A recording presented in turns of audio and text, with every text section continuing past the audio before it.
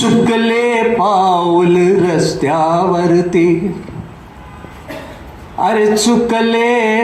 आता सुरुवातीलाच कोणी ते कुसुमाग्रजांच्या कवितेत म्हटलं की तुपली वाट चुकू नकोस, त्या मार्ग चुकू नकोस.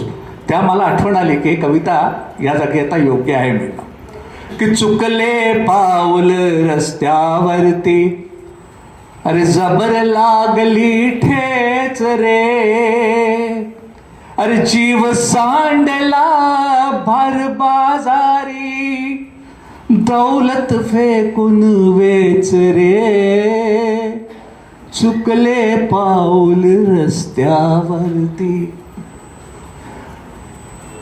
वृक्ष अधाशी नजरा भियवित, सगळ्या बाजूनी गिराईक शब्द वापरायला काही हरकत नाही. गिराईक बसलेलं असतं आणि ते तिच्याकडे रोखून बघत असतं, तिच्या नजरा तिला बोजत असतात. तर वृक्ष अधाशी नजरा भियवित, केविलवाणी नार रसाळ, अरे फिरता हा मदनाचा भवरा. मुजरा करताना जेव्हा नाचायला लागते तेव्हा तो मदनाचा भवरा फिरता हा मदनाचा भवरा, मद जाहला किती मवाळ, अरे कोण कोणावर वर चढ येथे, कोण कोणावर वर चढ येथे, हाच अनोखा पेच रे, जीव सांडला भर बाजारी, दौलत फेकून वेच रे, चुकले पाऊल रस्त्यावरती.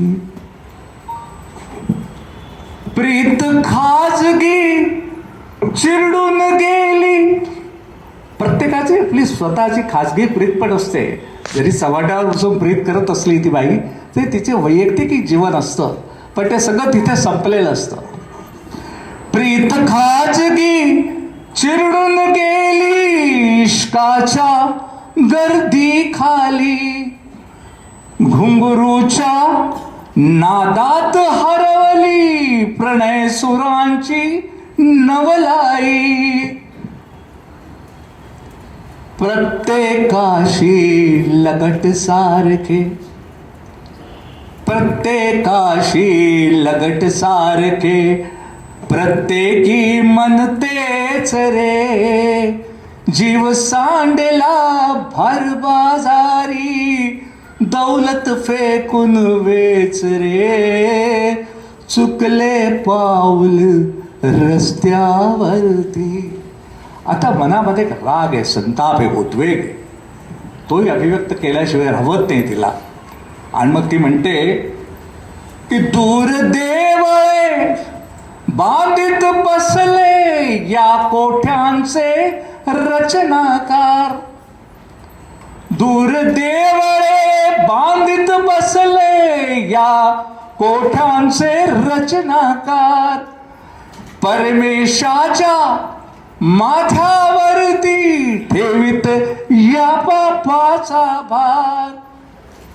आणि नंतर ती चिमटा काढते, अरे तुझ्याच घरच्या तुळशीची पाने समजून वेच रे, अरे जीव सांडला भर बाजारी, दौलत फेकून वेच रे, चुकले पाऊल रस्त्यावरती, जबर लागली ठेच रे, जीव सांडला भर बाजारी, दौलत फेकून वेच रे, चुकले पाऊल रस्ते.